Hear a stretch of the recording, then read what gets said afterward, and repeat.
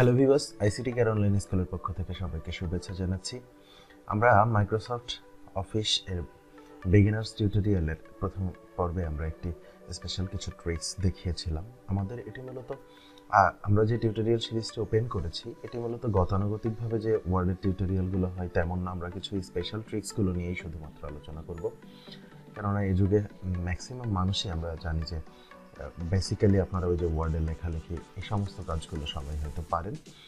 তো যদি সেগুলো নিয়েও কোনো প্রবলেম থাকে অবভিয়াসলি আপনারা লাইক, কমেন্টস এবং শেয়ারের মাধ্যমে জানিয়ে দিতে পারেন, আমরা সেখান থেকে সলিউশন করার চেষ্টা করব। তো চলুন আজকে আমরা যা যা দেখব সেগুলো নিয়ে আলোচনা করার প্রথমে একটি কথা, যারা আমাদের চ্যানেলটি ইতিমধ্যেই সাবস্ক্রাইব করেছেন তাদেরকে ধন্যবাদ, আর যারা এখনও সাবস্ক্রাইব করেননি please hit the subscribe button, also with the bell icon. আজকে আমরা দেখাবো যে একটি ডকুমেন্টস ওপেন করি। এই ডকুমেন্টসটি আমি একটি ওয়েবসাইট থেকে কপি করেছি। তো আজকে আমরা দেখাবো কোনো একটি ডকুমেন্টস যদি অন্য কোনো একটি ওয়েবসাইট থেকে কপি করা হয় তাহলে পিছনে আমরা এখানে দেখতে পাচ্ছি যে একটি ব্যাকগ্রাউন্ড কালার আছে, এই ব্যাকগ্রাউন্ড কালারটি এরকম হয়ে যায়। এবং আমরা দেখব যে কপি পেস্টের ক্ষেত্রে একটা প্রবলেম হয় যে আপনি একটি লাইনকে বারবার লিখতে চাচ্ছেন, তো সেই লাইনটাকে যদি আপনি কপি করে পেস্ট করছেন তাহলে দেখছেন যে সেই লাইনের পরের লাইনে কার্সর চলে যাচ্ছে। এই সমস্যার সমাধান একটা ডকুমেন্টস বিভিন্ন ফন্টের যে প্রবলেমটা, অর্থাৎ কোনো একটা ডকুমেন্টস আপনি দেখলেন একটা কম্পিউটার থেকে নিয়ে এসে বা আপনার কম্পিউটার থেকে কাজ করে আপনি অন্য একটা কম্পিউটারে দিলেন, তখন ডকুমেন্টসের ফন্টগুলি একেবারে আপনার কি বলবো স্কোয়ার শেপের কোনো একটা চিহ্ন তৈরি করে ফেললো, অর্থাৎ আপনার এই ফন্টগুলোকে অ্যাপ্রোপ্রিয়েটভাবে দেখা যাচ্ছে না। তো সেই সকল সমস্যাগুলো নিয়েই আজকে মূলত আলোচনা করব। তো প্রথম কাজ হচ্ছে আমরা আজকে দেখব যে এই যে আমি বিভিন্ন যে লেখাটা কপি করেছি এই লেখাটার ব্যাকগ্রাউন্ডে একটি কালার আছে। তো যে কোনো ক্ষেত্রে আমি বলবো যে আপনারা যখন কোনো কিছু কপি করবেন, এই ধরনের প্রবলেম ফেস করবেন, তখন খুব সহজ একটা উপায় আছে, সেটা হচ্ছে কন্ট্রোল এ দিয়ে আমি পুরোটা সিলেক্ট করলাম। এরপর এখানে একটি অপশন আছে, সেটি হচ্ছে ক্লিয়ার অল ফরম্যাটিং। তো আমি যদি এটাতে ক্লিক করি দেখুন যে যত রকমের ফরম্যাট ছিল সবগুলো এখান থেকে কিন্তু উঠে গিয়েছে, অর্থাৎ এখন আর ব্যাকগ্রাউন্ডে সেই কালারটা কিন্তু আর খুঁজে পাওয়া যাচ্ছে না, এবং দেখুন যে সাইজ একেবারেই কমে গিয়েছে। তো আমরা আরেকবার এবার আমাদের পছন্দ অনুযায়ী আমরা ডকুমেন্টটাকে সাজিয়ে নিতে পারি, অর্থাৎ কন্ট্রোল এ দিয়ে আমি এবার পুরোটা সিলেক্ট করলাম।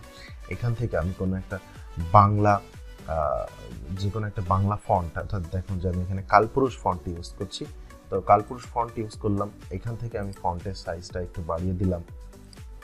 এখন দেখুন যে ডকুমেন্টটাকে আমি অ্যালাইন জাস্টিফাই করে দিলাম। এবার দেখুন ডকুমেন্টসটি কিন্তু খুব পছন্দনীয় একটি ডকুমেন্টস হিসেবে তৈরি হয়েছে আর কি। তো এই যে এখানে এখন এই ডকুমেন্টসটিকে আপনি মনে করেন সাপোজ যে এমসিকিউ পরীক্ষার ইংরেজি গ্রামার এই অংশটুকু বা এই অংশটুকু ধরুন আপনি বারবার বসাতে চাচ্ছেন। তো আমরা একটু দেখব যে এই রেখাটুকুকে যদি আমরা কন্ট্রোল সি দিয়ে কপি করি, এরপর যদি পেস্ট করি, তাহলে দেখুন যে অটোমেটিক্যালি আমার এই অংশটুকু কিন্তু পেস্ট হওয়ার পর নিচের অংশে চলে যায়নি।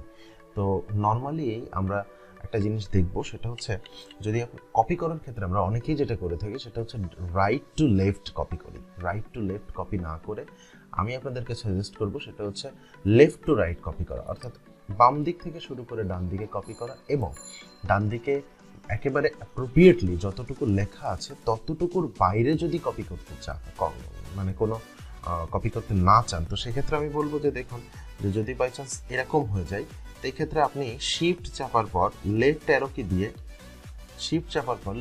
কি দিয়ে শুধুমাত্র লেখার অংশটুকুকে কপি করবেন।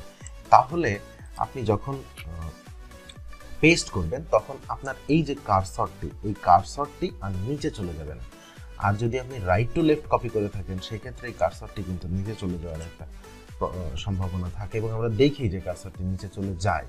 সেই জন্যই মূলত আপনাদেরকে এই ট্রিক্সটি শেখানো। তো ফন্টের যে প্রবলেমটার কথা আলোচনা করতে চেয়েছি সেটা হচ্ছে আমরা এখানে কালপুরুষ ফন্ট দিয়ে ব্যবহার করেছি ধরুন।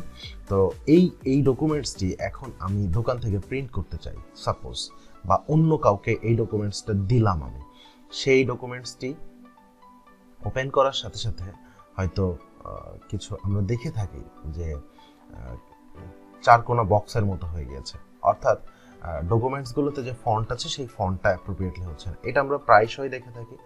এটা অনেক ক্ষেত্রে এরকম হয় যে বিজয় লেখা কোনো ডকুমেন্টস যদি কোনো কম্পিউটারে বিজয় ইনস্টল না করা থাকে, অর্থাৎ আমার এখানে দেখুন যে আমাদের এখানে বিজয় ইনস্টল করা আছে। তো বিজয় যদি এখানে অভ্র ইনস্টল করা আছে, অর্থাৎ আমি অভ্রতে লেখা কোনো ফন্ট যদি অন্য একটা কম্পিউটারে নিয়ে যাই, তাহলে ওই কম্পিউটারে এনশিওর করতে হবে অভ্র আছে কিনা। যদি অভ্র না থাকে তাহলে সেটা সাপোর্ট করবে না। বিজয় লেখা কোনো ফন্ট যদি আরেকটা কম্পিউটারে নিয়ে যায়, তাহলে সেটা খেয়াল করতে হবে যে ওইটা আছে কিনা। বিজয় না থাকলে কিন্তু ফন্টগুলো সাপোর্ট করবে না। তো মেক শিওর আপনারা প্রত্যেকেই, আমি যেটা বলবো সেটা হচ্ছে কোন ডকুমেন্টসটি কোন ফন্টে লিখছেন সেটা এখান থেকে চেক করে নেবেন। অনেক ক্ষেত্রে এরকম হয় যে আমি এইখানে যে অংশটুকু লিখছি সেইটা একটা ফন্ট আর বাকিগুলো আরেকটা ফন্ট। তো সেই ক্ষেত্রে আপনি সবগুলোকে যদি একই ফন্টে নিয়ে আসতে চান, তাহলে অবভিয়াসলি এইখানে সিলেক্ট করা অবস্থায় যে ফন্ট আছে সেই ফন্টটাকে কপি করে নেবেন, নিয়ে পরবর্তীতে সম্পূর্ণটা সিলেক্ট করে ওই কপি করা অংশটা এখানে বসাবেন। আশা করছি ফন্ট নিয়েও আর কোনো প্রবলেম থাকবে না। তো আজকের টিউটোরিয়ালে এই পর্যন্ত। যদি টিউটোরিয়াল ভালো লাগে তাহলে অবশ্যই আপনারা লাইক, কমেন্টস এবং শেয়ার করবেন। আর অবভিয়াসলি আইসিটি কেয়ার অনলাইন স্কুলের সাথে যেরকম ছিলেন ভবিষ্যতেও থাকবেন। আমরা নতুন নতুন বিভিন্ন সিরিজ টিউটোরিয়াল নিয়ে আপনাদের সামনে হাজির হওয়ার চেষ্টা করছি। সেই পর্যন্ত সকলে ভালো থাকুন, সুস্থ থাকুন। আইসিটি কেয়ার অনলাইন স্কুলের সাথে